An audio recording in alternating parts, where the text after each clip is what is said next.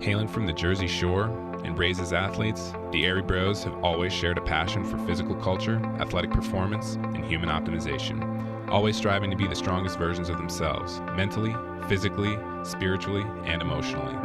Along the way, they've met some pretty amazing humans and have had some pretty epic adventures. The intention of Airey Bros Radio is to showcase these amazing people and the impact that they've had on them, and to share tips, tricks, and hacks so that you can win each day, every day. You're listening to Airey Bros Radio. Be there or be square, because it's all killer, no filler.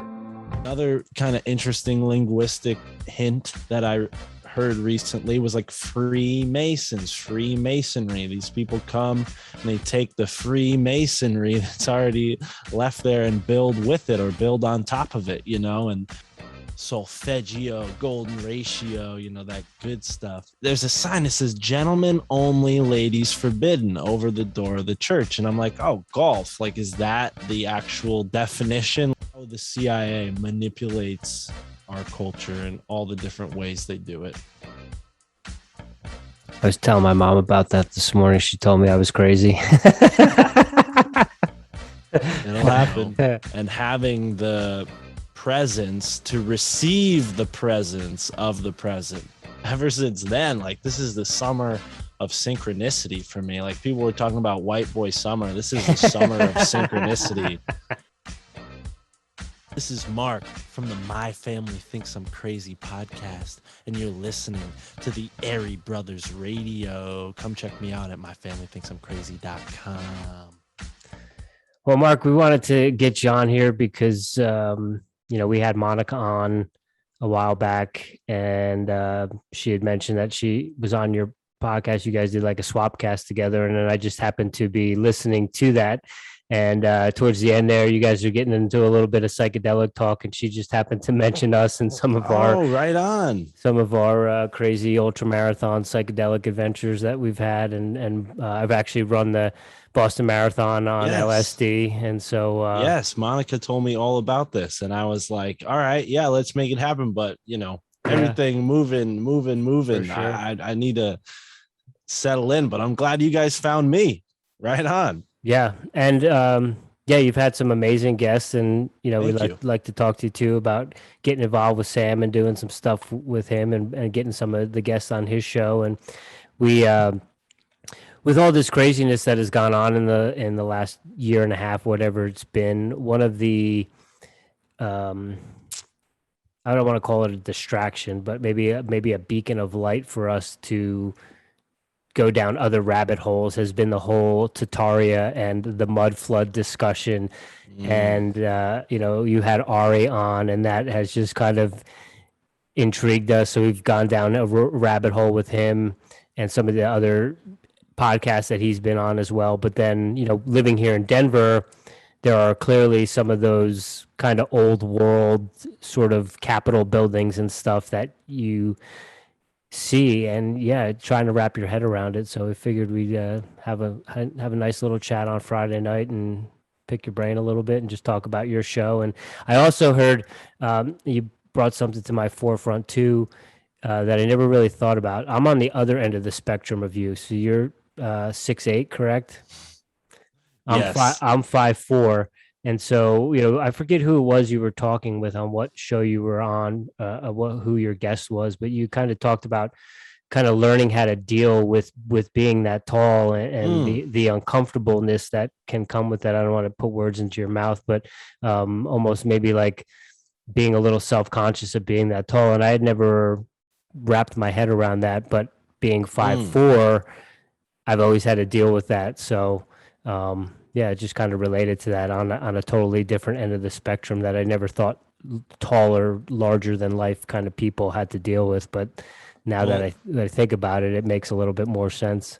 Yeah. And I mean, thank you for giving me an opportunity to talk about all those things. I reached for that bag, if you guys noticed, when you started talking about Tartaria, because the place I went to in Lancaster, Pennsylvania had some of the oldest stones and the oldest geological, I'm not a scientist here, folks, but from what I can tell, the Falmouth rocks in the Susquehanna River are just incredible, out of this world. So, just in your backyard, you can find, like, look at how smooth this stone is.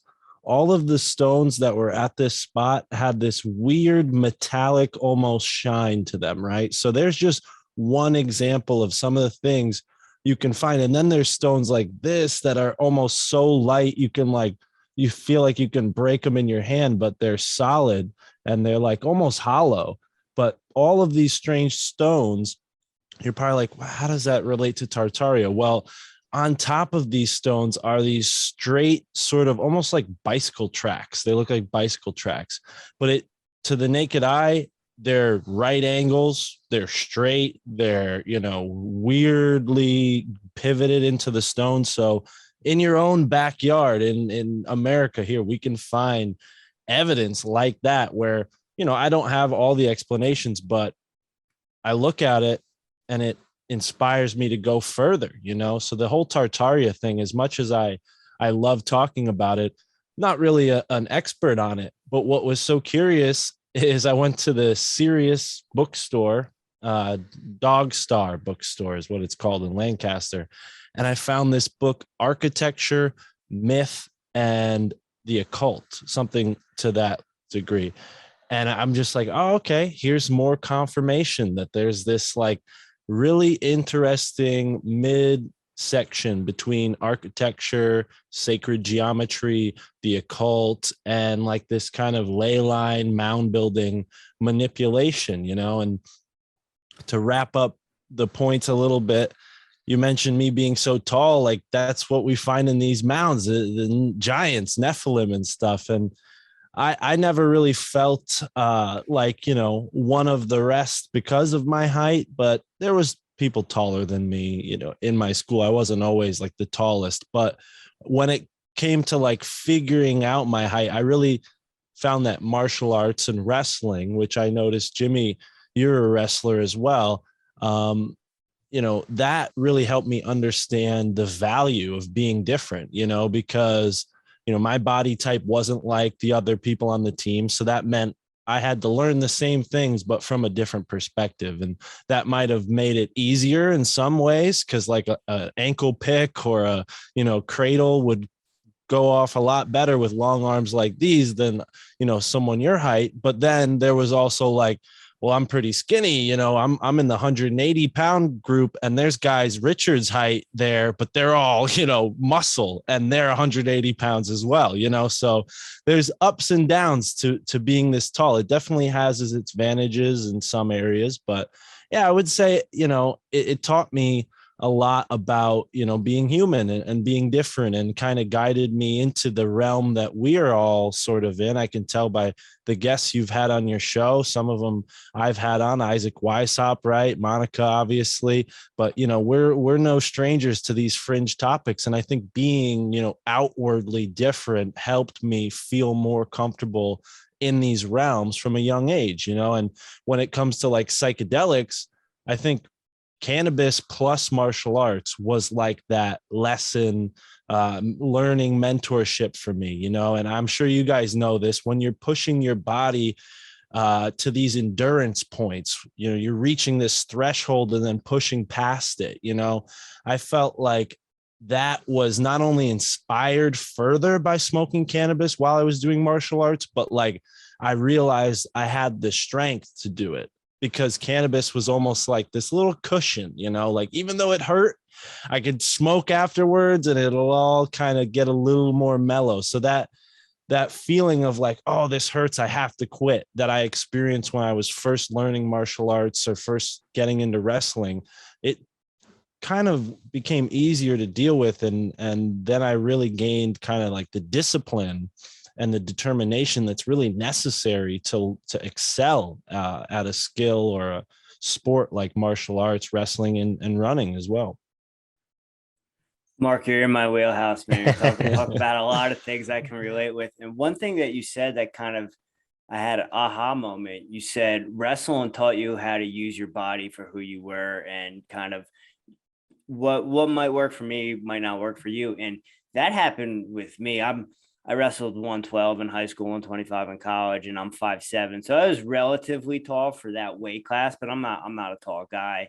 But it taught me how to kind of, use my body against someone who's 5'4" in different ways, and different ways to use my leverage and stuff like that. And then on top of that, I really think doing jujitsu, smoking cannabis, and even wrestling just kind of even got me more in my body, and able to feel things more. And I don't know if you've ever had it when you're doing jujitsu. Sometimes you just close your eyes because you're doing moves and you're just seeing them as they go. And I always had a lot of that too.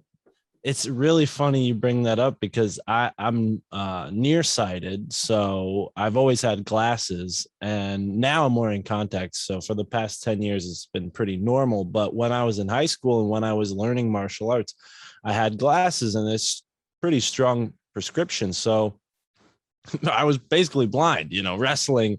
If you were more than 2 feet away from me, I couldn't see your face. I didn't know who you were from Adam. So that is kind of similar to what you're saying, where you stop relying on visual cues and you go inward. And for me, that also kind of helped. Like they tell people who go on stage, oh, picture the crowd this way, picture the crowd that way. Well, I couldn't really see anybody sitting in the, stands during my wrestling matches. So the pressure kind of was off a little bit in that regard. But also, yeah, you do kind of, the term riding a bike is kind of, cliche, but martial arts goes into your muscle memory.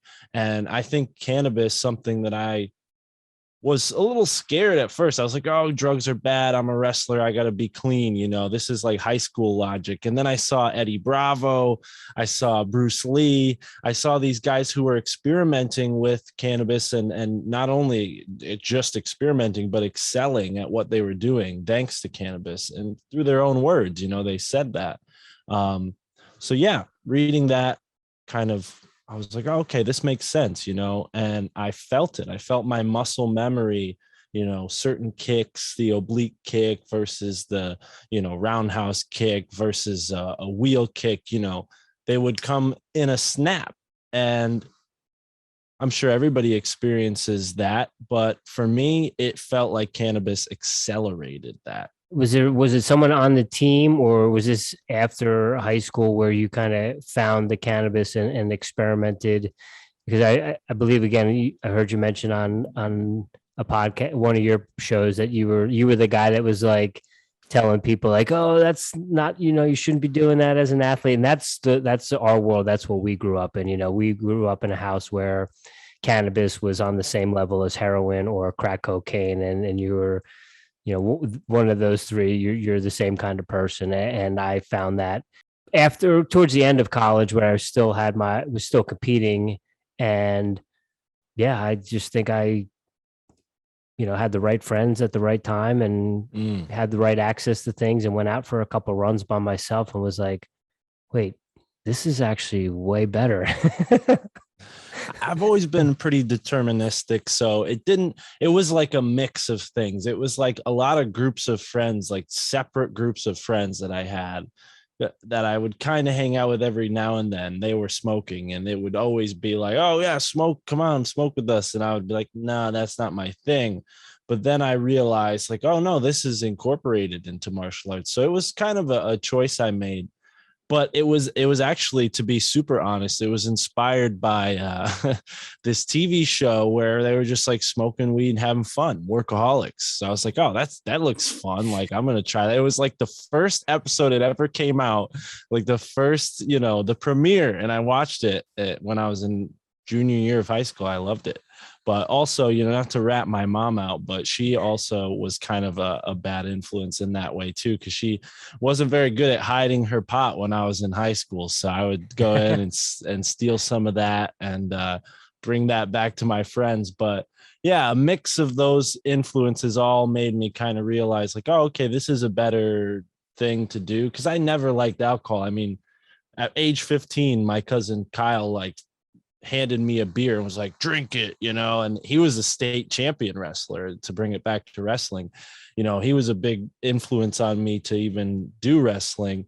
But yeah, I never vibed with that. I saw how people were when they were intoxicated, and I just, basically thought they were all the same. So it took a little research to notice the subtleties that plant medicine had to offer, the real beautiful, paradise it feels like at first. And that energy of smoking for the first time in those first few months wiped the slate clean and allowed me to look at these things I had already been sort of interested in with new eyes. So history became more interesting, nature became more interesting, science became more interesting.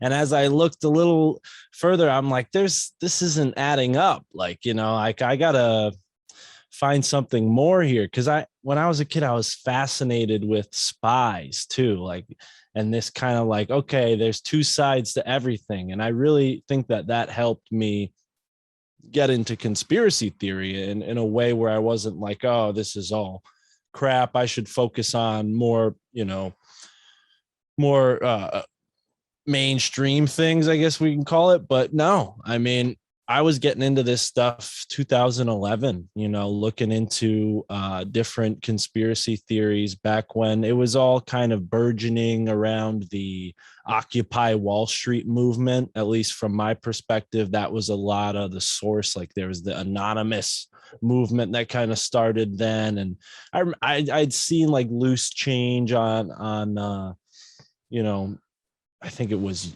Google Video back in middle school. But like, other than that, it was really cannabis that pushed me towards training martial arts deeper and with more, determination, but also getting into these kind of fringe subjects that didn't seem to have any end, So it was like, why get into this stuff?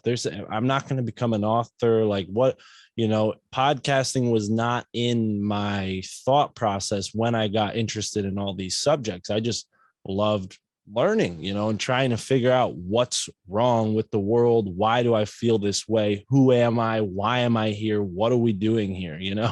And those questions became my purpose, and really like psychedelics kind of offered experiences that would, crystallize it further each time, right? So I remember listening to Alan Watts and really starting to understand, I'm tripping on LSD for like 14 hours listening to Alan Watts in my bed.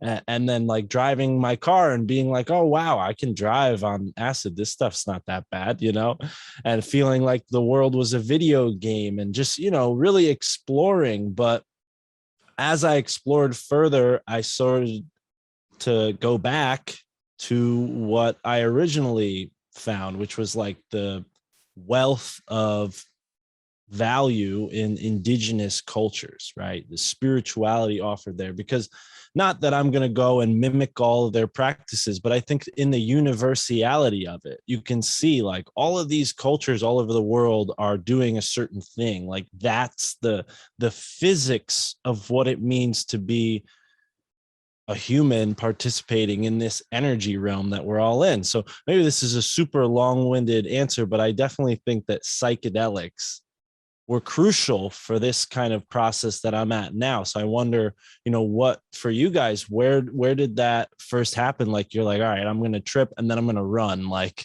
when did that click that could be a possibility?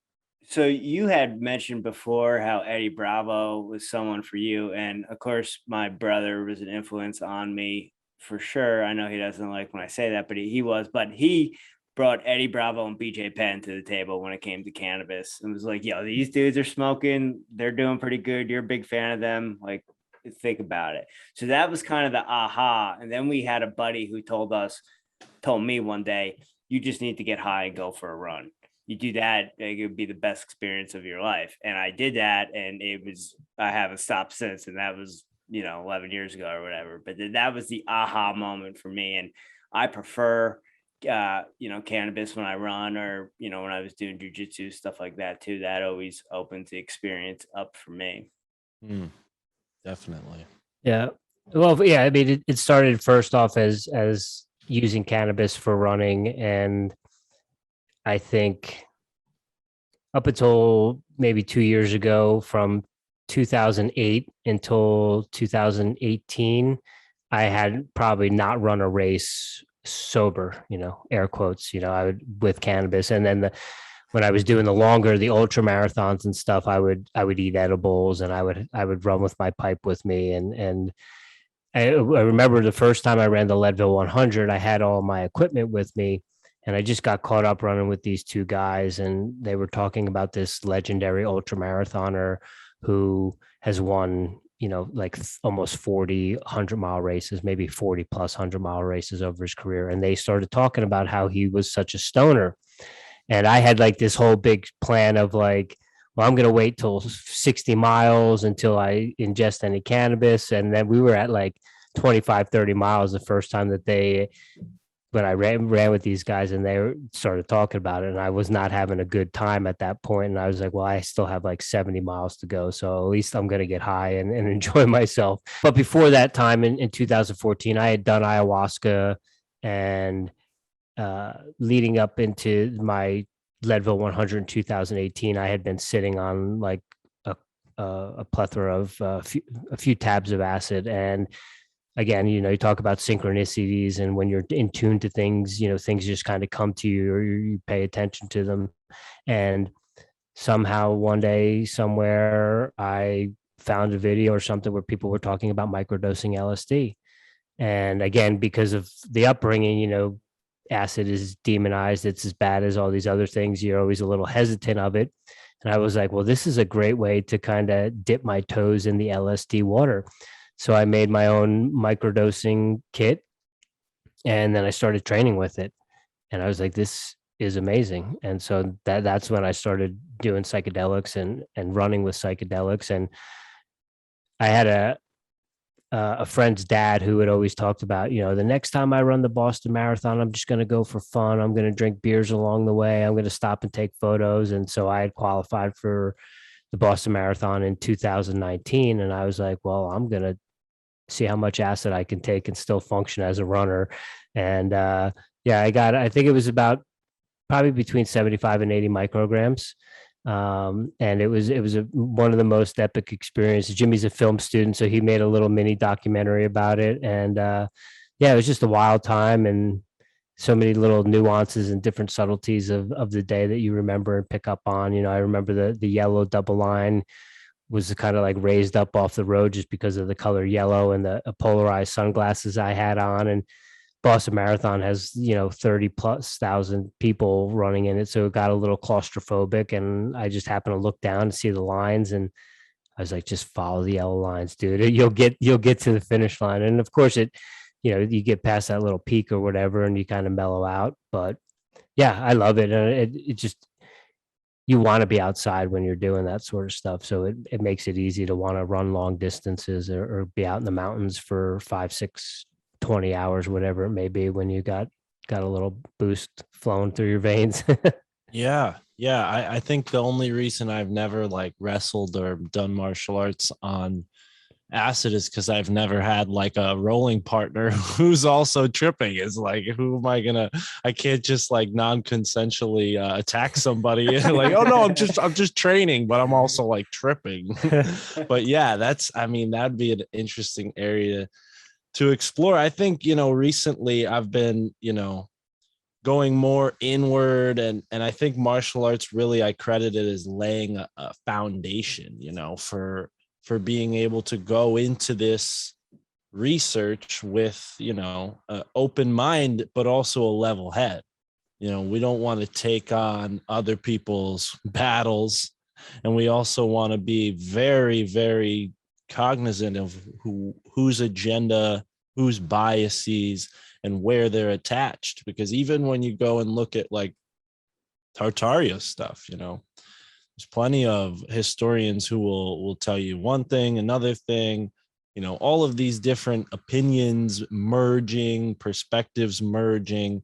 So for me, I think the crucial element, and I know you get in touch with this with psychedelics, is your higher self, your intuition, because through the research and all these books and stuff, your higher self is synchronistically going to show you right where you need to be, whether that's page 75 of the Secret Teachings of Manly Hall, or whether that's like at the beach at 11 p.m. and like two foxes run by you, like what happened to me a couple days ago, like these synchronicities, I truly believe have been kind of facilitated with mushrooms. I don't know if you guys heard my conversation with Megan Cush, but she and I talked like right after I had happened to find some really dope mushrooms and had this interesting experience. But ever since then, like this is the summer of synchronicity for me. Like people were talking about white boy summer. This is the summer of synchronicity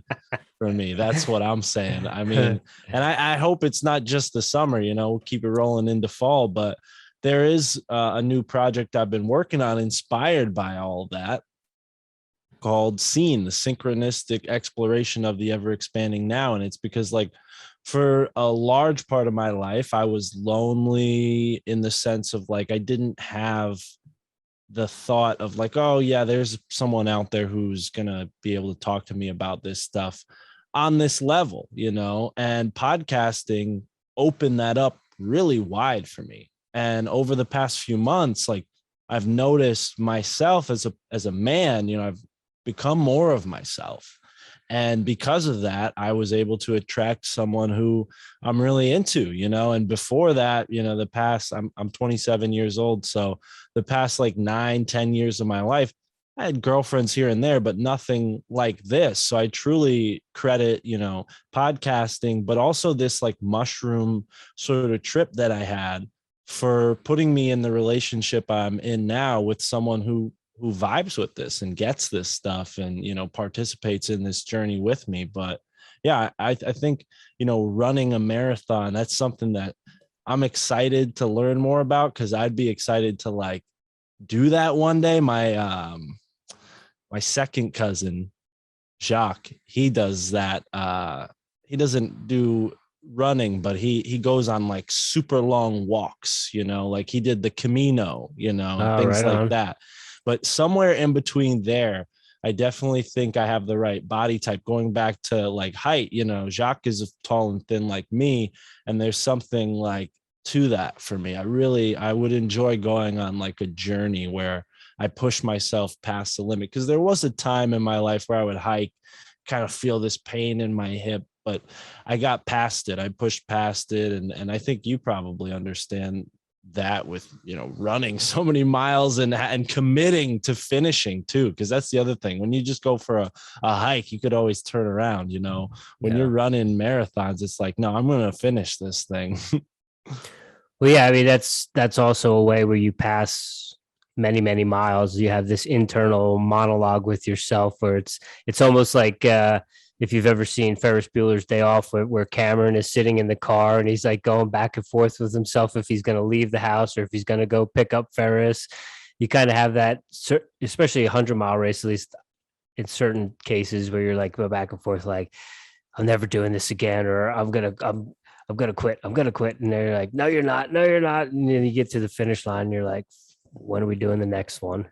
But that's also one of the beauties that I found with psychedelics or with cannabis, is that it allows you to kind of tap into that flow state and get into that kind of being of just being, where you're not thinking, or you're not on that hamster wheel of going back and forth with yourself, like at 70 miles, like this is the dumbest idea you've ever had. Why do you keep doing this to yourself? Yeah. The flow state. I mean, I guess that's part of the scene, the experiment and the ever expanding now, because like the last part of that, being present in the present, and having the presence to receive the presence of the present. I know I said that word like 5 times there, but you get what I'm saying, right? 100%. Like, yeah. Being present is so important to this. And I'm sure, I can say I experienced this when we were running laps around a pool, humid, hot, but your coach is like, God, at that point, when you're in practice, you can't say no, you got to do it.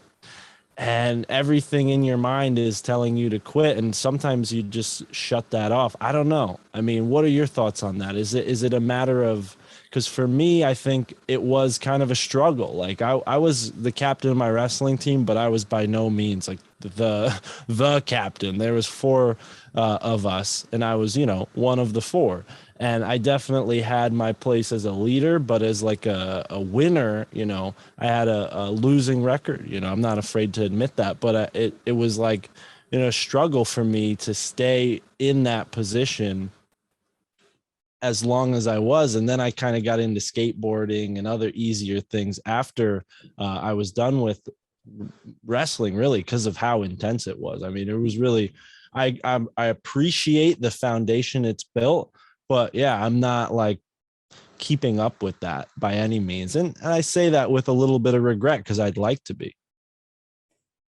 Yeah, there are a lot of things there I want to comment on. The first thing is when you mentioned presence, right? And the ability to have presence. And I think we've all had those moments in a trip where you have that presence and you're reminded of, oh, this is what you said, Alan Watts. This is what Alan Watts talks about. This is what Ram Dass talks about. And you almost like, I'm going to keep this forever. Like, this isn't going anywhere.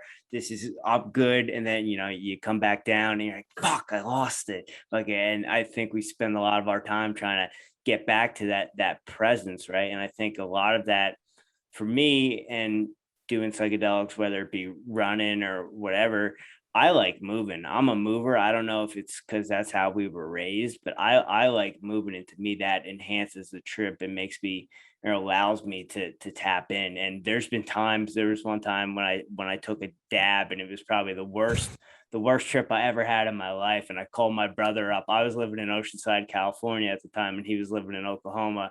And I had him MapQuest me back home to where I was because I was that high.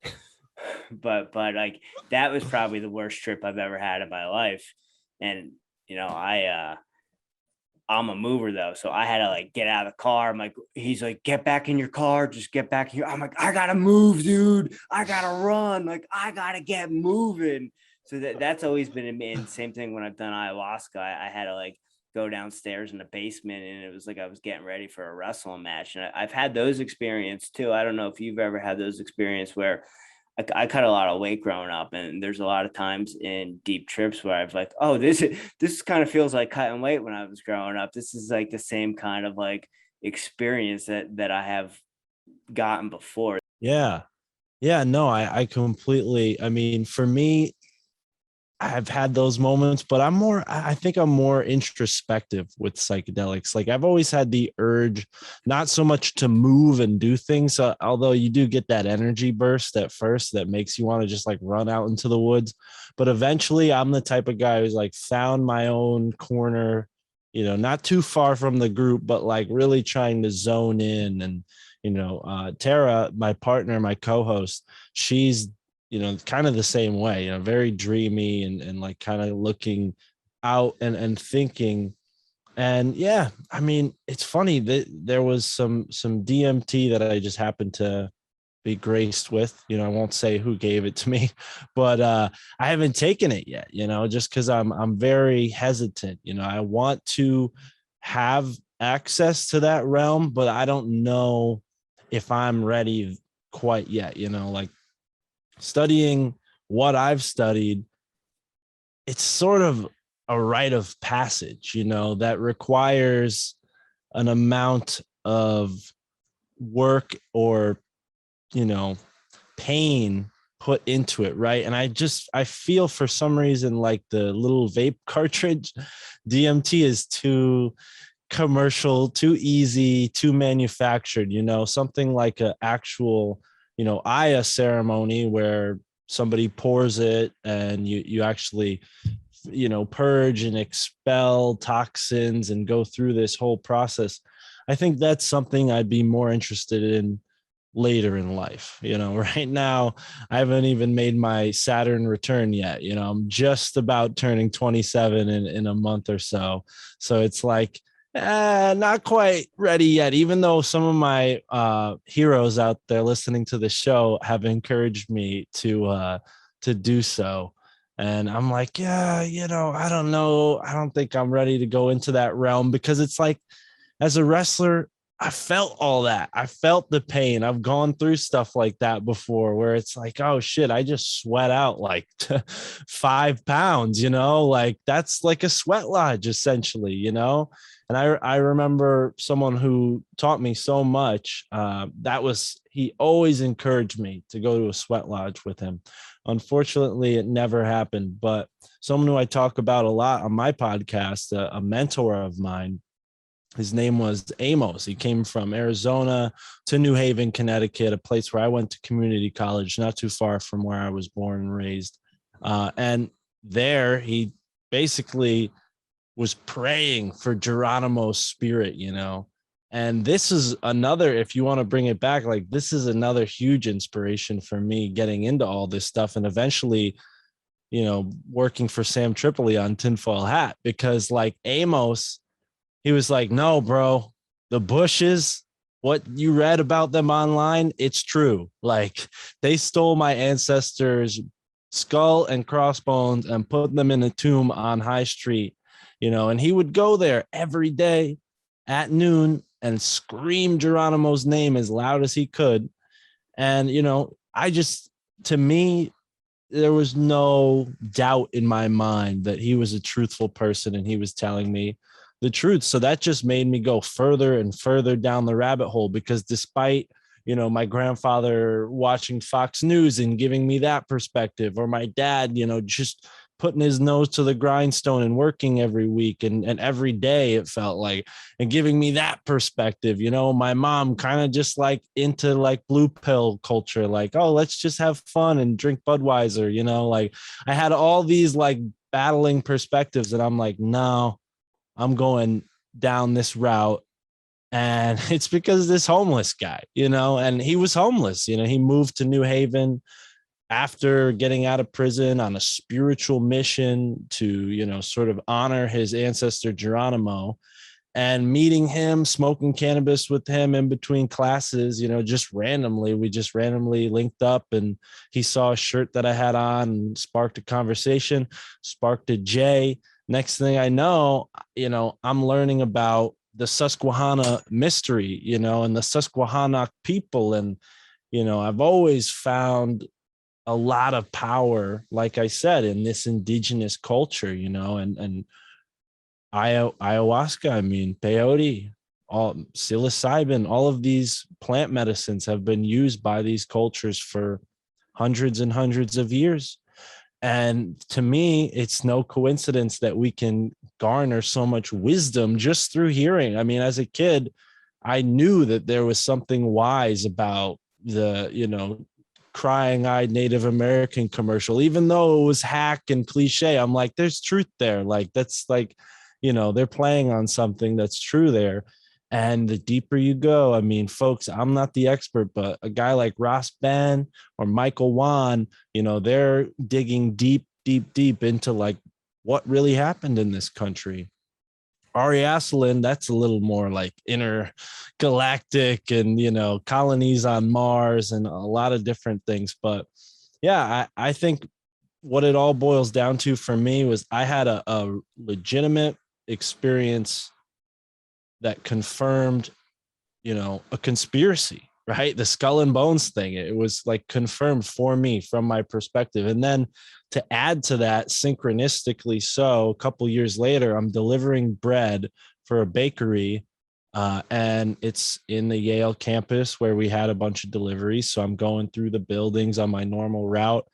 And one curious building that I would always go into every Tuesday, they would have me like go through this little like back way, jump down a wall, and then into a door that was never locked. So it always felt like cool, like, oh, I'm breaking into this place. Like this is like a secret mission, and then sure enough, the day George H.W. Bush dies, they put it out in the newspaper for Yale because he was, part of that school.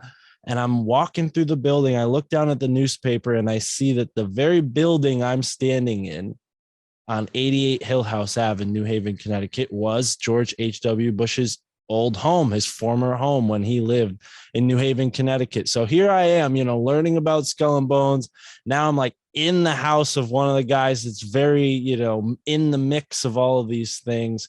Prescott Bush, right? That's the man, his father, who stole the bones from Fort Sill and brought it to right here at New Haven, Connecticut. So it's like, for me, not only synchronistically have I had multiple confirmations that like, all right, you're on to something. And it might not mean like you have it all figured out yet, but just keep heading in that direction. And that's kind of, to, have another long-winded answer here. The direction of seeing is to show people how they can tap into the synchronicities of their own life and better align themselves with their higher purpose.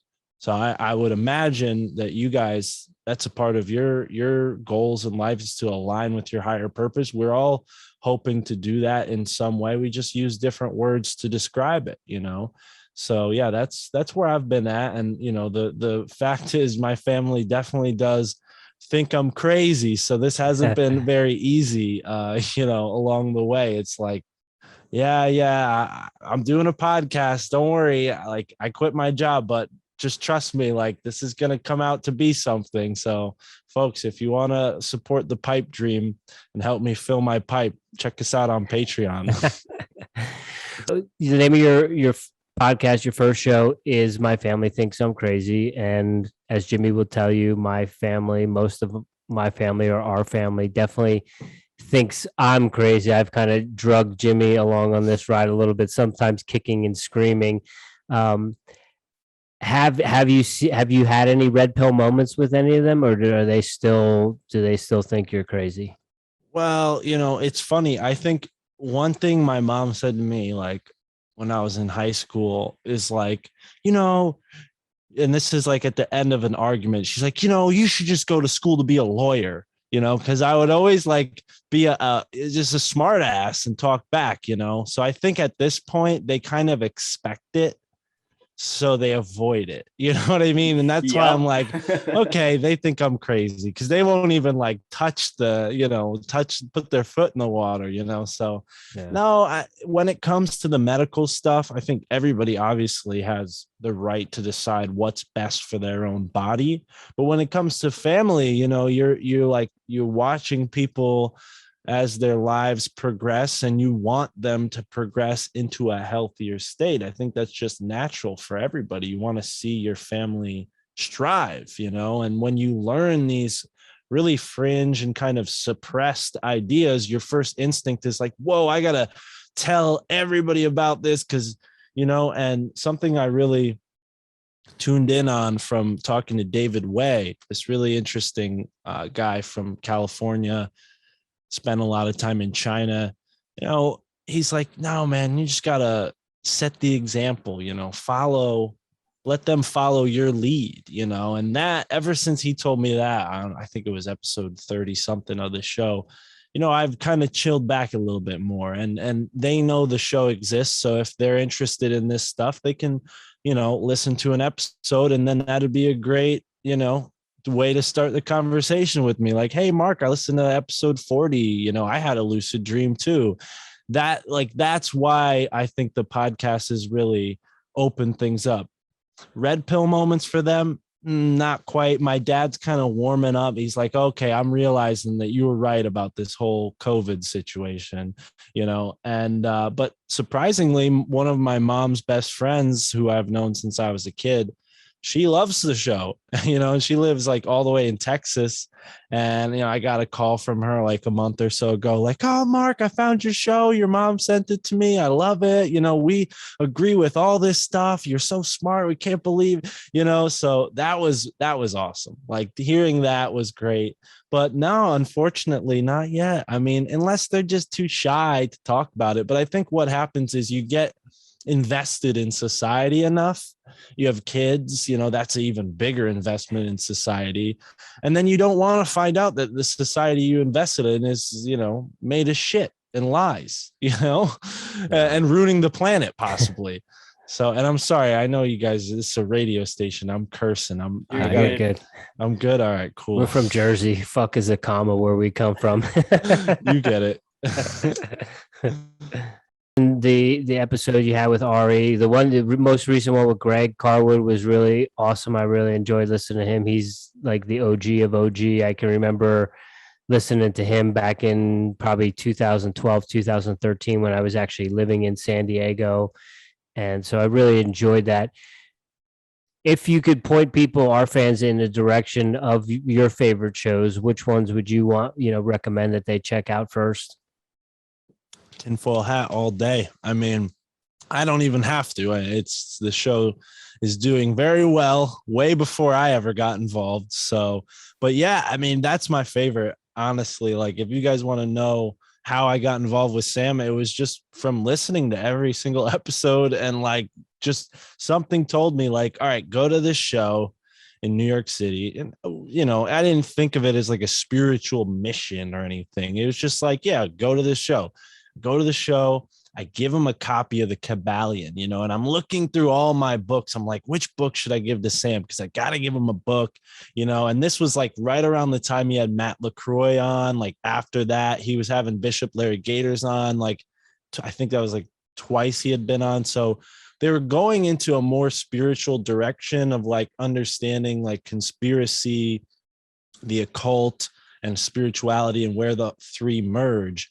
So I felt like the Kabbalion would be a great book for him to have, because the 7 Hermetic Principles had come up on the show in different ways, but they'd never gotten like a concise episode. No guest had ever really explained it to him.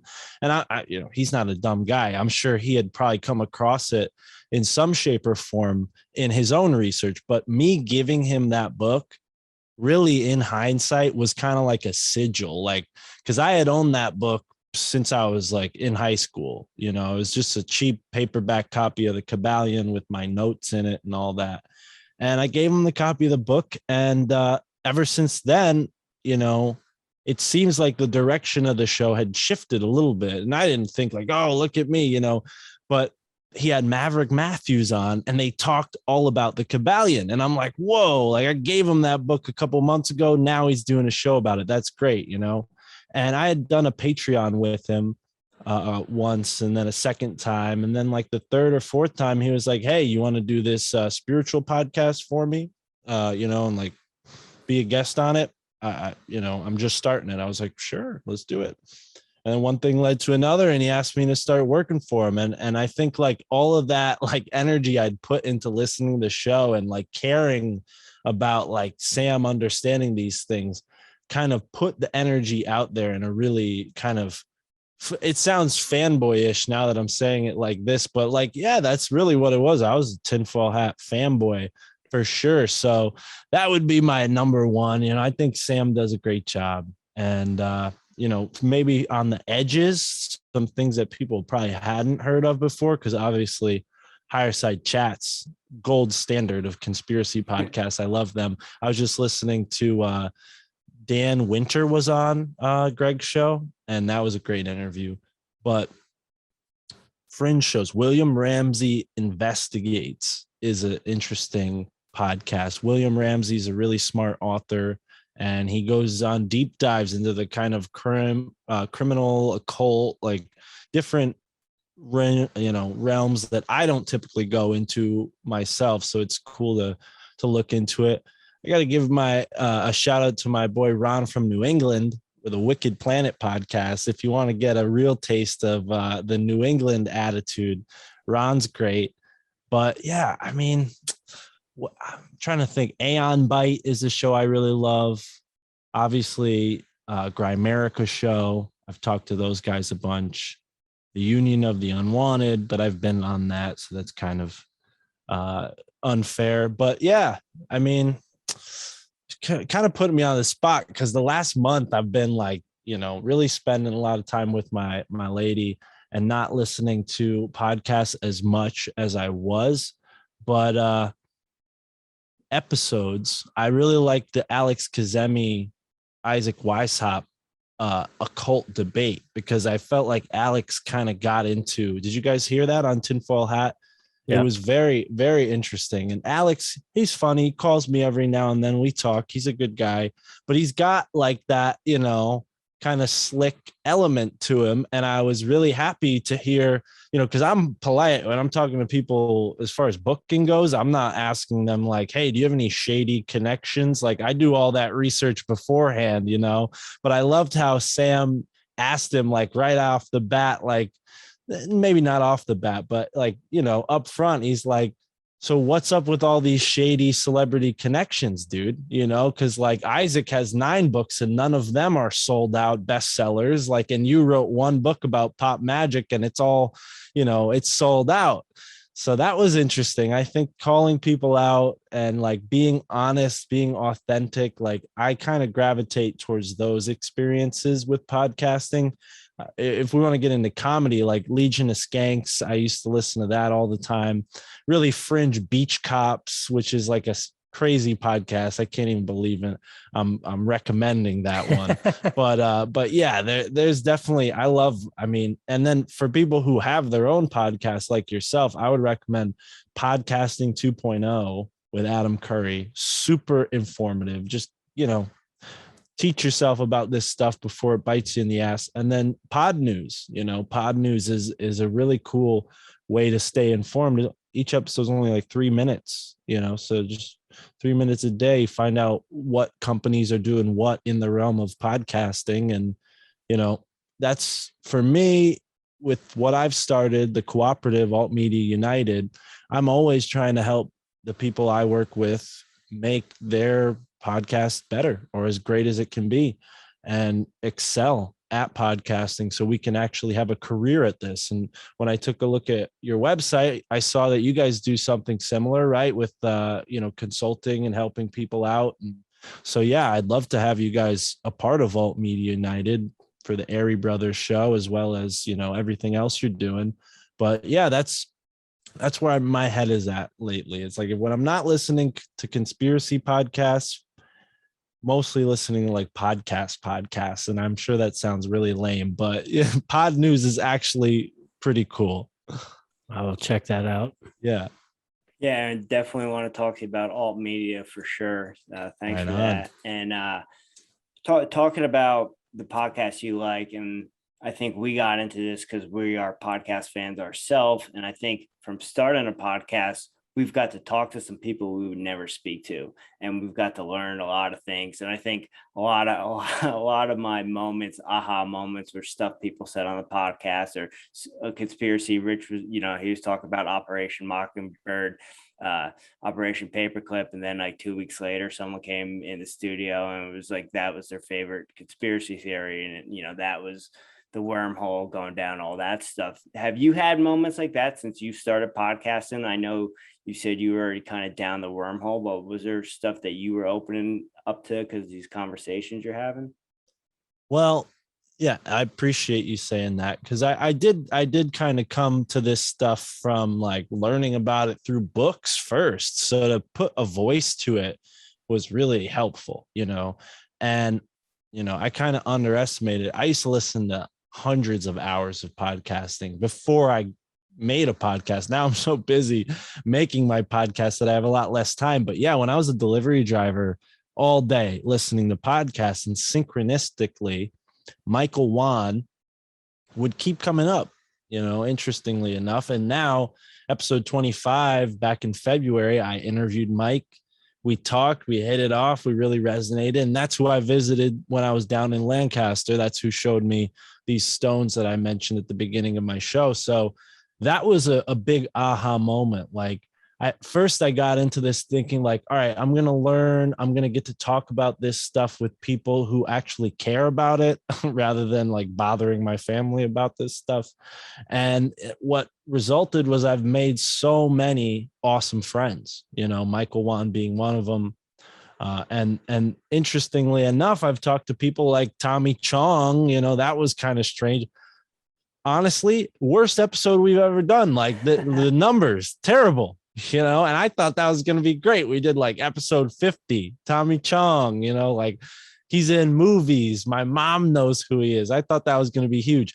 Nobody cared, but that was a enlightening moment right there when I had Tommy on. But no, I mean, that just taught me like go with, your instincts, and like guys like Isaac Weishaupt, Jason Burmess, huge privilege to talk to them because they're, deep into this stuff. I know you guys talked to Isaac, and then Greg too. Just recently talking to Greg was really great because I'm a huge fan of his show, and the Grimerica guys as well. Just talking to people, breaking that barrier, because I think the other side, I mentioned the authenticity that podcasting provides, but the other side of it is interactivity, and like actually getting to know the person you're listening to. It kind of feels weird from the host end of it when you have all these people who like feel like, they're your friend.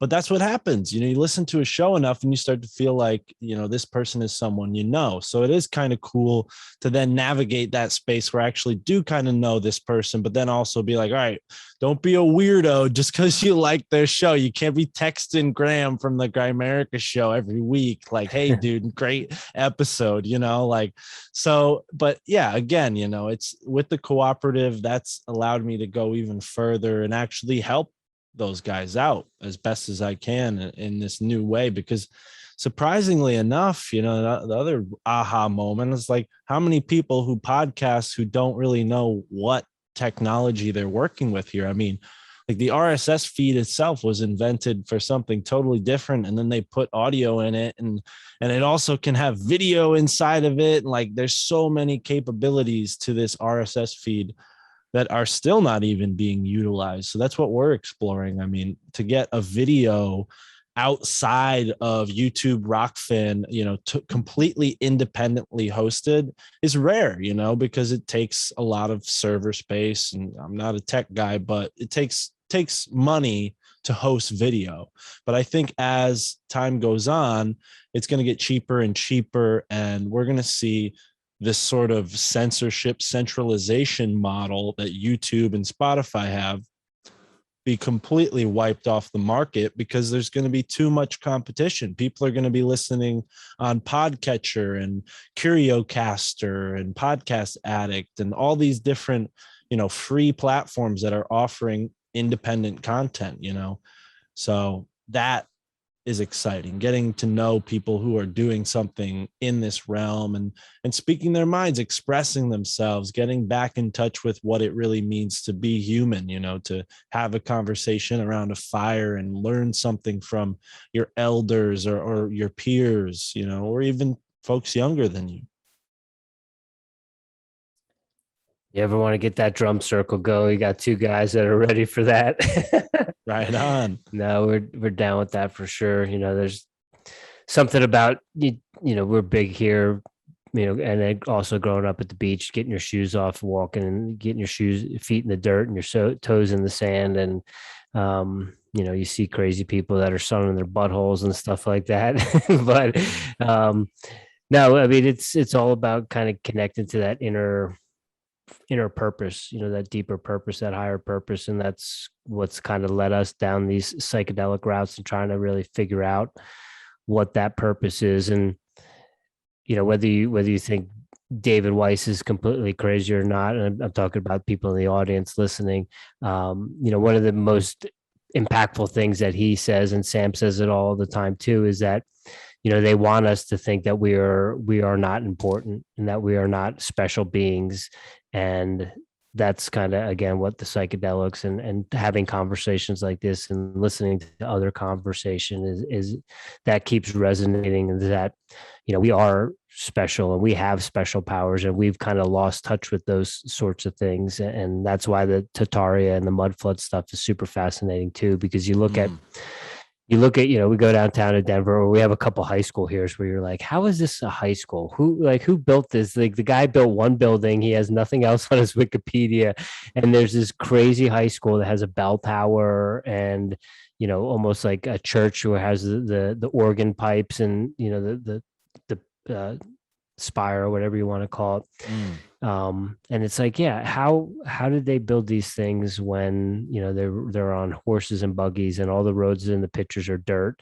So I just feel like there's some sort of lost human technology that we just have not figured out how to re-tap into. And that's what keeps me coming back to my meditation chair every morning.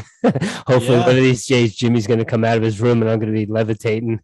Well, also, I mean, with this whole cataclysm theory and the idea, we hear the word mud flood and it didn't really dawn on me what that meant. Talking to Ari Oslin, getting the breakdown, that helped. But I went to High Street and I was told by Mike, he was like, oh, High Street. He's like, it's interesting, that High Street in town isn't, the highest street in town. I wonder why that is, and I'm thinking to myself, like, well, if they unearthed these buildings that were like mud flooded over and inaccessible, then, it would make sense to why these huge stones seemingly are built in places where, like you said, how were they doing this with just carts, horses, and dirt roads? These are massive feats of architecture. And I tend to think like it's a mix. We see history get erased by the victors, and that takes on a scientific and a historical capacity because it's all about the funding, and who's funding those groups in these schools. It's the empire that's conquered Tartaria and the indigenous people. So I don't get into the total theory that like Tartaria was totally European origin, because I think it was like a mix, and it wasn't like straight up Russian people. It was like human beings, we're calling them Tartars because that word is a word for hell in Greek mythology. And that's what happens with these cultures that become the enemy of empire. They get labeled as bad and evil. I mean, you just look at some places in New England. I'm sure growing up in New Jersey, you're familiar with this. You see places that were sacred sites to the indigenous Americans get labeled as like the Devil's Den or the Devil's Falls or the Devil's Hop Yard. It's like, well, the Puritans came and they, saw these guys doing rituals and thought it was the work of the devil. So they named it that, and I think that is probably true with Tartaria. And who knows? I mean,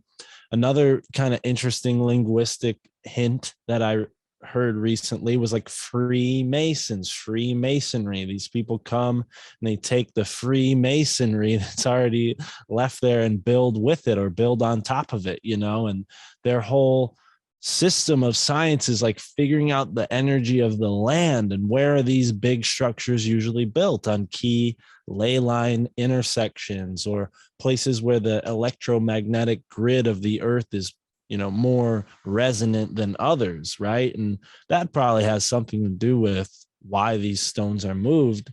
It's not totally out of the question that these secret groups could have knowledge of that and take these sacred buildings and build them under the cover of night with these secret practices and kill anyone who sees, and keep it a really well guarded secret because they want to be the best at building castles and fortifying things. But I don't know, that's the fun of being in the mystery, is being able to be like, I don't know, and just like looking at it for what it is, hearing out the traditional historical narrative, and then reconsidering that. Because like, look at what happens in our contemporary world. We see the news gives us this picture of the way things are, and 8 out of 10 times that's not the way things are.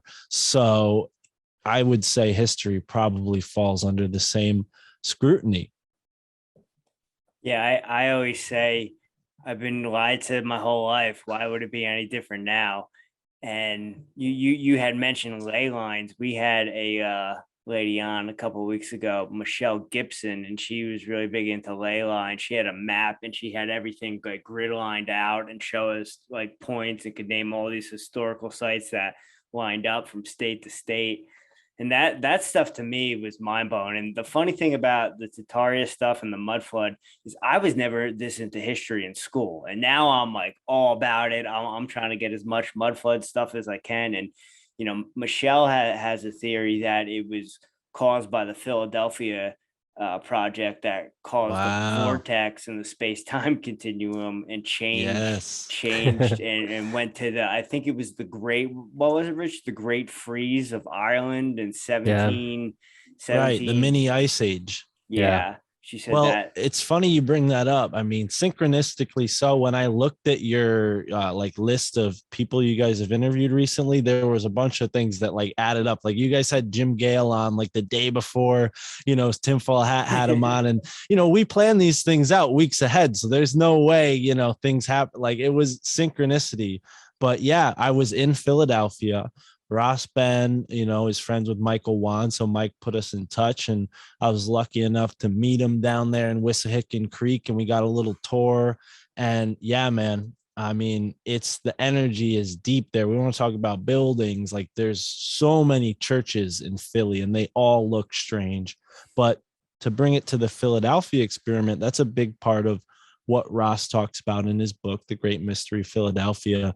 And he told us that if you go down to the Navy Harbor in Philly on the Delaware River, you can see on like a certain type of weather, you can see like what looks like a distortion in the field above the harbor. And he told me like, yeah, go look for it, man. You'll see it. That's the rift. That's where they split. And, I'm sure people are familiar with the story where they, made this ship disappear and then come back, and all of the people on the ship were fused into the metal of the ship. But if we're to understand, like bringing it back to the Higher Side Chats and what Dan Winter just talked about on that show with like how metal and our natural electromagnetic plasma fields work, it's like, yeah, I would say metal could possibly do that. And metal is not something to be, messed with. That's why all of these ancient sites are built with stone and natural wood, and all of these cathedrals are built with these natural harmonic resonant materials, right? And I think part of the disconnect that most of us experience just kind of being thrown into society is like because of the electronic smog and the metal. So I encourage people to go listen to that episode. But yeah, to bring it kind of back to ley lines and Philly and the Philadelphia experiment, I mean, I would be interested. I didn't go and see it myself, but we saw the Hermit's Cave in Wissahickon Creek, which was definitely got some spooky energy. And we sat on a mound, and I've got to say, man, I almost cried, like going and sitting on this mound. We walked, and before we got there, Ross was like, yo, let's just go up there in silence. Don't say anything. I'll walk you up to it. We'll sit down and just, feel it out.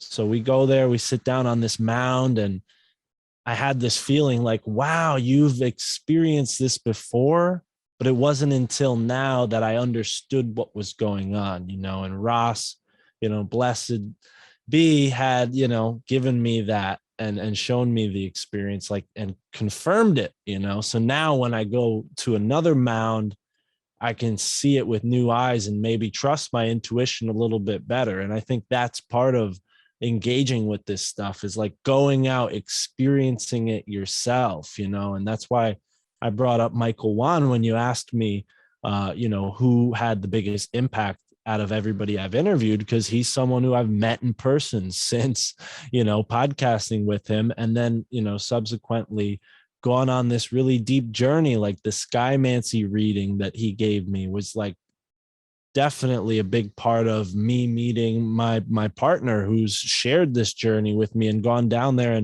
and met Mike with me. She's upstairs hanging with my grandma right now. This is her mic typically, but that's all good. My grandma's more interesting. Don't take it personally. Not at all.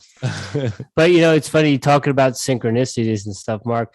Jimmy, when we were walking the other day, we mentioned Philadelphia. What name did I mention? Oh man, you put me on the spot, dog. Wissahickon? Ross Ben. Oh, Ross Ben. Okay. Yeah, I listened to a couple of his episodes on Tinfoil. I think he's been on Greg's show as well. But we were, again, walking back from downtown Denver and looking at some of the buildings as we passed through downtown. And Yeah, I'd mentioned, I'm like, yeah, you should look him up, see if we can, at the very least, check out some of his information and some of his work. And, Right. talking about the mounds, I don't know if you've ever looked into it or have has been brought to your, into your forefront at all. But, the amount of golf courses in the United States that are owned by the military, and then also, I was lucky enough to see Graham Hancock once and get his signature on one of his books, and he was talking about, certain, has a lot of stuff with the Serpent Mound in Ohio, but he said that there were other mounds in like Alabama and Mississippi and places that they just leveled to build golf courses. And then so, again, walking by this crazy high school, and then there's a church on the other side of the property. There's also a golf course there. And so I get this feeling that maybe golf courses, if they're owned by the military, might be some sort of connection to mounds or mound structures. Indeed. Yeah, no, and that's a big part of like the geonecromancy that Ross has been talking about recently, and how the mound builder culture was basically, conquered in that way, not just with, guns and killing, but with like the actual leveling of mounds and purposing them to suit the empire. Well, in the past, that took the shape of building a statue. Now, maybe that means building a golf course. But I've always thought golf was curious. There's a church, to bring it back to churches and building architecture, near my house, not my house, but in my state. Connecticut's small enough to feel like your backyard, but there's a sign that says "Gentlemen only, ladies forbidden" over the door of the church. And I'm like, oh, golf, like, is that the actual definition? Like, is that why women weren't playing golf for all these years until like recently? Like, gentlemen only, ladies forbidden. And when you think about that as like a motto, Freemasons, like all of these secret societies, they've kind of taken that motto. And recently, you see women being integrated more. But like, other than the Order of the Eastern Star, secret societies were primarily men's groups, and now they've taken that kind of sporting cover, right? I mean, maybe, maybe there's golf courses that are owned by, certain groups who know the significance of the land, and then they turn it into a golf course, so they're the only ones who can access it. And where better to do private rituals than a golf course that you can lock up and keep under key, right? So I think there's definitely something curious about that. I'm interested in looking into that further. I mean, the first job I ever had besides landscaping with my dad was working landscaping on a golf course. So, there's some synchronicity, but yeah. Hey, I've did been you really just say interested. your dad was a landscaper? Yeah, well, yeah, still is. Yeah. There's some more is our synchronicity. dad. Yeah. Right on. Yeah, this is the new generation's what is it? It's like this is a job for me. And I think, to him, he's like, oh, you could have your own business landscaping like me. And I'm like, dude, I got my own business online. Like, this is the next generation, so I respect that. I think, yeah, like attracts like in many different ways. And I'm curious to ask you guys, what part like of rivers flow into your life, because that's a big part of my research. Like, Connecticut, named after the Connecticut River. It's a old indigenous word meaning like long tidal river. And Long Island Sound, which is right kind of where my hometown is, used to be a lake, a long time ago. So it's just kind of it's got a curious energy. But I think going to Philadelphia isn't really necessary when there's these mysterious places in everybody's backyard. Yeah, I mean, I would imagine that the Capitol building and stuff, is the Capitol New Haven or? Oh, it's Hartford. But yeah, that's on the Connecticut River. But now that I'm thinking about it, I'm like, Colorado, you guys are in a state that's also named after a river. Yeah. So, and that goes all the way down to the Gulf of Mexico, or the Gulf of like Baja, right? That kind of little body of water there. along the western half of Mexico. But yeah, there's something to it. I mean, people in general congregate society and civilization along bodies of water, and there's something magical about rivers. And the more I investigate, the more I see the Freemason building, and every town is situated in direction with the river. Or, the town hall, if it's near a river, is situated so it's the door is like facing where the river's flowing. So I think there's ways in which like a golf course could be utilized for two purposes, just like maybe the green of a town is utilized for those purposes. I mean, one thing I know is the New Haven green was a sacred ancient burial ground, and now modern times they desecrated that, and then in the past, and now there's churches, built. And one thing that Ross Ben mentioned to me when we were talking was that if you see a red door on a church, that's an indication that that church is built on a ceremonial or ancient burial ground. So it's definitely, these little clues, they add up, and finding each puzzle piece, it's not something that we can do alone. And I think podcasting is beautiful in that way, where we're all adding something different to the puzzle, and the puzzle's being put together.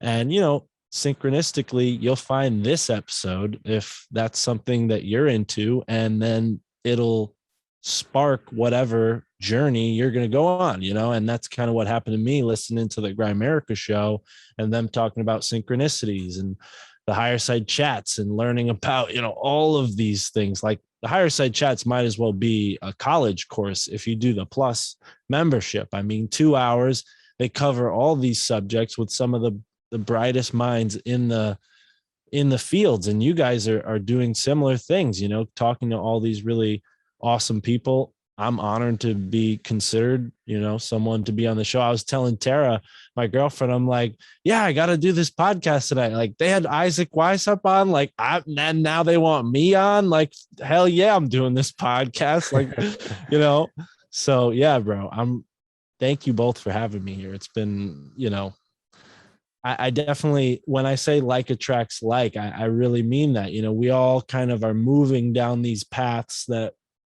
converge and part just like rivers do. And they all kind of flow into this grand, confluence that is water, because you can't really separate water. It's you can take it out of the flow, but then it becomes something different. It becomes tepid, it becomes stale.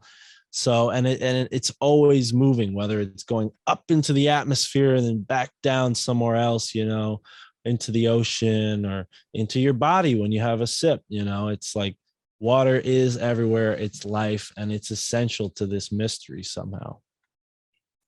Speaking of water, have you hunted out any natural springs in your area? I tried.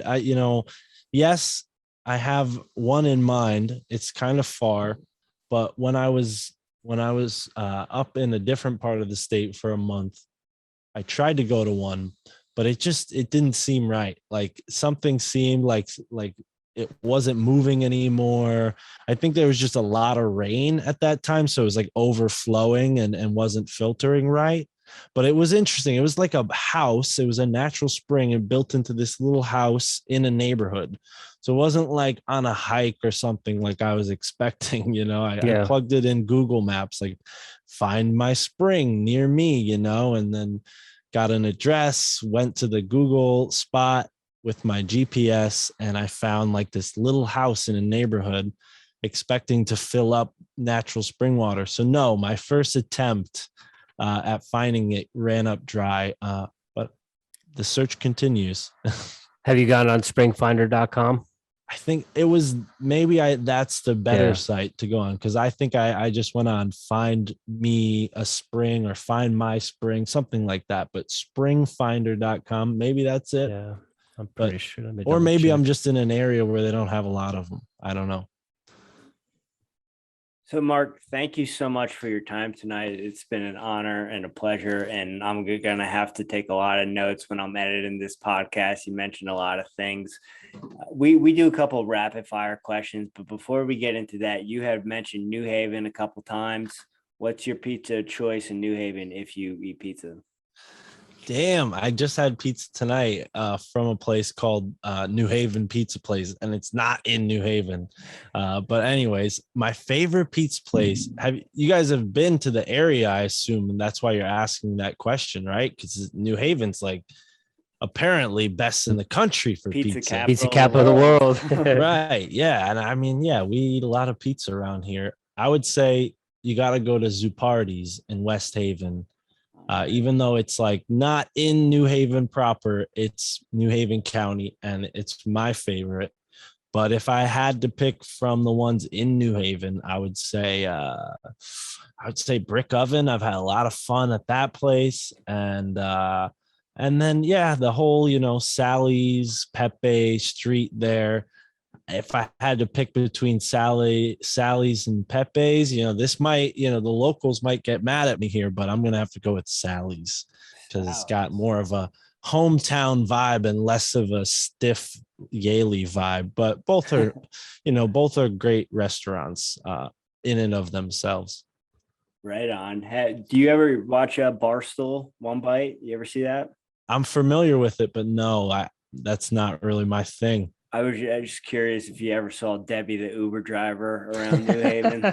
Oh, okay. No, I'll consider. Yeah, I'll keep an eye out. There is one strange New Haven character that like wears a mask and bumps like EDM music on a bicycle. So if you're out there, dude, hit me up. I don't know if you're ever gonna hear this, but yeah, that guy, I ran into him like way too many times. He's like a New Haven legend. Right on. Mark, I mean like Halloween mask, not like a dumb COVID mask. Now I have to clarify in this new world. A proper mask. Yeah. It's called findaspring.com, Mark. And it looks like there's one not too far, kind of close to Westchester. And then in between Wallingford and Middletown near Meriden. Oh, okay. I can go up there. That's near the Hanging Hills. There's a really cool mountain up there with a castle on top called Castle Craig. And there's this story of a black dog that haunts the hills from like the 1800s. There's been sightings of this black dog up there. So if it's anywhere near there, yes, I'm down to go check that out. Yeah, it looks like one called Triple Springs in Meriden, Connecticut. Okay. Sorry about that. A little background noise there. You're good. Mark, are you a coffee drinker? Yeah, I'm more of a latte guy. Okay. Do you make your own?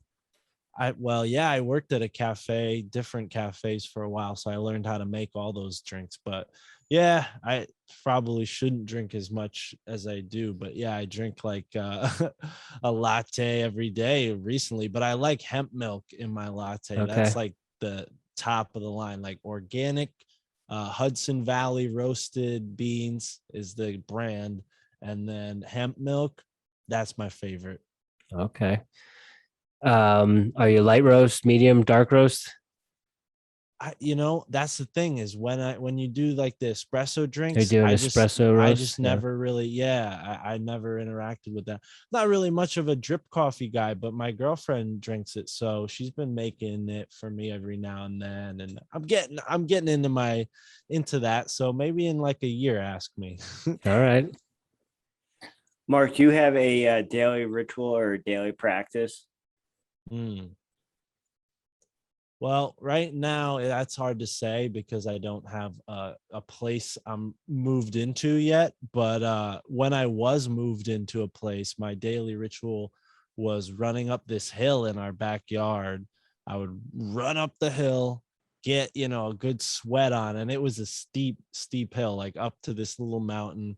Catch a sweat, catch my breath, kind of feel exhausted because I was like a real computer jockey for the past like 5 months before the summer, just podcasting, doing stuff on my laptop for the website.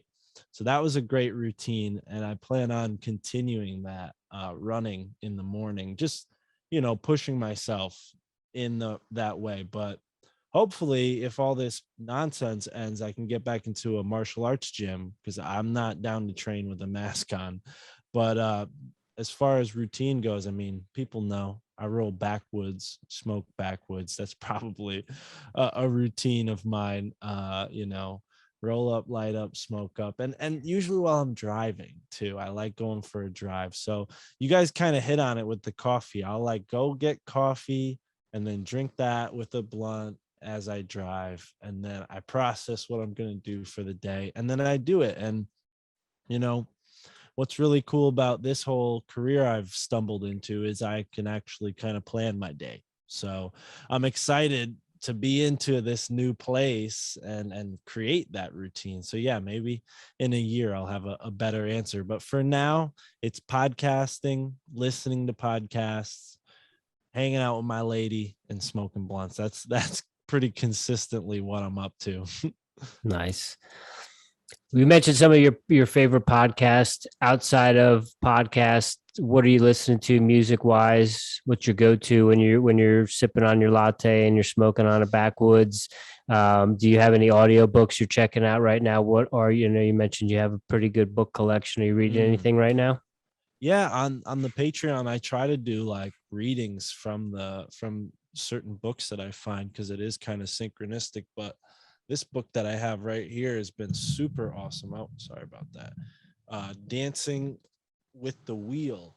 It's a book all about the medicine wheel, and it's really awesome. It's kind of more of an instructional type book, a workbook, if you will. So that's more my speed. Typically, like my more dense books, I'll like flip through them until I find something interesting, or I'll visit them when I have a reason to, depending on what I'm researching. But music, I love indie rock. I mean, anything like 432 hertz I'm into. I did some like research to try to find like music that was recorded at 432 hertz. And so I like Bob Marley and Led Zeppelin for those reasons, because they were using that solfeggio, golden ratio, that good stuff. But as far as like rap goes, I'm into like Jedi Mind Tricks, Army of the Pharaohs, the old school rap, the really conscious rap. I really credit that with kind of waking me up too. There was a lot of red pills there that really didn't dawn on me until later on when I got into podcasting and kind of saw it from this angle. But yeah, Vinny Paz and some of the bars that he spit were like huge for me growing up, the End of Days. That just epic, Googling line for line, just having your mind blown. Right. And that's the type of thing. And it's interesting to see how some of those guys, went political in certain directions, and that was also a lesson, because like I said, at that time, when I first got into this stuff, back when Occupy Wall Street was a thing, like, I was totally different politically, and I had a totally different outlook on things. And rap was a part of that, because I really sympathize and empathize with that community, and I still do in some ways, but now I just have like a much more, I would say, from my own opinion, a deeper understanding of the actual mechanics at work in culture and why music is the way it is. So because of that, I don't really listen to rap as much as I used to, because I notice it puts me in a certain vibe. Maybe if I get back in the gym and start, training again, definitely I'll be listening to some underground rap and getting into that kind of headspace. But no, I mean, just chill stuff, or Discover Weekly, sadly enough, on Spotify, like does me good every now and then, but my lady uses my Spotify now, folks. So it's just, now it's her stuff and my stuff, and it's just not the same, but it's cool. It's cool. I like indie stuff. She likes indie stuff. I've always had a taste for things that aren't corporate, aren't mainstream. So, and that's reflected in, the podcasting world too. Like the music I use on my show is all commercial commons 4.0. Like that's as independent as it comes. Like those guys aren't getting paid at all to put that music out there, and it's still really good music a lot of the time. So yeah, mostly I'm listening to that, nowadays, is looking for music to put in the podcast. Right on. Yeah, it's interesting you say that about the hertz and just the different vibrations of certain music. When I really started picking up on that, it kind of started ruining music for me. But now I'm kind of more in tune with stuff with higher vibration and keeps me positive. Last but certainly not least, I don't have to emphasize anything here. We know we're in good company. What is your favorite conspiracy theory? Favorite conspiracy theory. Wow. So I like the question, but that's the thing, is like I have so many running through my head right now. We could do a whole nother episode on Mark's favorite conspiracy theories. But I'll coach the answer into like a time frame. My favorite conspiracy theory that I've done in the past 20 episodes of my show is the Bach saga that I talked about with Dan from the Rising from the Ashes podcast. And the Bach saga is all about this like ancient origin of man. So it fits into so many other things. And it's, it's more in the realm of like ancient stuff than it is conspiracy. So maybe like if we're going to go like a little darker, the smiley face killer stuff and how that possibly connects to like the CIA and all the serial killer stuff, like that definitely is one of my favorites, because that woke me up. I used to listen to a lot of those like crime drama things, like the podcasting, and I can't anymore, because I realize it's like kind of manufactured in a weird way, and I want to explore that more on my show. I talked to Chris Knowles, Jay Dyer, those guys kind of are in that realm. And yeah, that's definitely, that whole realm is probably my favorite, like how the CIA manipulates our culture and all the different ways they do it.